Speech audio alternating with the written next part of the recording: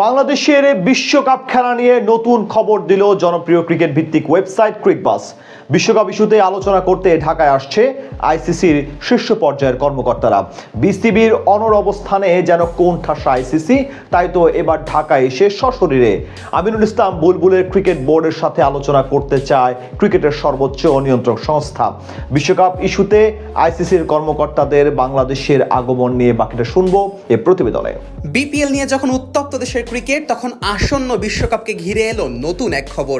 বাংলাদেশের ভারতে খেলতে না যাওয়া নিয়ে অচল অবস্থা কাটাতে ঢাকায় আসছেন আইসিসির দুইজন শীর্ষ কর্মকর্তা। বিসিবির সঙ্গে সরাসরি আলোচনার মাধ্যমে চলমান সমস্যার সমাধান খুঁজতেই এই সফর বলে জানিয়েছে ক্রিকেট ভিত্তিক জনপ্রিয় ওয়েবসাইট ক্রিকবাজ। মুস্তাফিজকে আইপিএল থেকে বাদ দেওয়ার ইস্যুকে কেন্দ্র করে ভারতে বিশ্বকাপ খেলতে না যাওয়া নিয়ে আপত্তি তুলেছিল বাংলাদেশ। এরপর থেকেই মূলত সৃষ্টি হয় এই জটিলতার। বিসিবি দাবি করে রোহিত কোহলিদের দেশে খেলতে গেলে নিরাপত্তা ঝুঁকিতে পড়বে বাংলাদেশের খেলোয়াড়েরা, আর এ কারণে বিসিবি তাদের ম্যাচগুলো ভারত থেকে অন্য কোনো দেশে সরিয়ে নেওয়ার দাবি জানায়। আইসিসির নিরাপত্তা কমিটির পর্যবেক্ষণও ভারতে বাংলাদেশের নিরাপত্তা ঝুঁকি আছে বলে উল্লেখ করেছে। আইসিসির মতে প্রয়োজন অনুযায়ী বাড়তি নিরাপত্তা ব্যবস্থা নেওয়া সম্ভব, তবে বিসিবি তাদের সিদ্ধান্তে অনড়। কোনোভাবেই তারা ভারতে গিয়ে তাদের ম্যাচ খেলতে রাজি না। সম্প্রতি আইসিসি ও বিসিবির মধ্যে একটি ভার্চুয়াল বৈঠক অনুষ্ঠিত হলেও সেখান থেকে কোনো সমস্যার সমাধানে আসা সম্ভব হয়নি। সেই বৈঠকে আইসিসির ভেন্যু পরিবর্তন না করতে চাওয়ার ঘটনায় অসন্তোষ প্রকাশ করেন বিসিবি সভাপতি আমিনুল ইসলাম বুলবুল।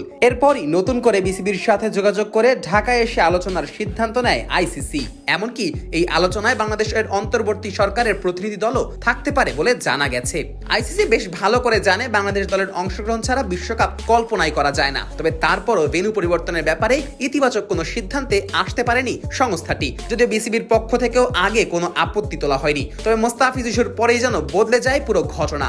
ভারত যেখানে মোস্তাফিজের মতো খেলোয়াড়ের নিরাপত্তা নিশ্চিত করতে ব্যর্থ হয়েছে, সেখানে পুরো দলের নিরাপত্তা কিভাবে দেবে সেটা নিয়েই প্রশ্ন তোলে বিসিবি, যার ফলশ্রুতিতে খেলোয়াড়দের নিরাপত্তার কথা মাথায় রেখেই ভারতে খেলতে না যাওয়ার সিদ্ধান্ত নেয় বাংলাদেশ। এদিকে ক্রিকবাজের প্রতিবেদন অনুযায়ী জানা গেছে আইসিসির প্রতিনিধি দল শনিবার রাতে ঢাকায় পৌঁছাবে। শের-ই-বাংলা জাতীয় ক্রিকেট স্টেডিয়ামে বিসিবির সঙ্গে তাদের বৈঠক হওয়ার কথা রয়েছে। এ ব্যাপারে ক্রিকবাজকে বিসিবির পরিচালক ইফতেখার রহমান মিঠু জানান, আমরা আইসিসির প্রতিনিধিদের সঙ্গে বসে খোলামেলা আলোচনা করতে চাই। আশা করছি আলোচনার মাধ্যমে সমস্যার সমাধান হবে।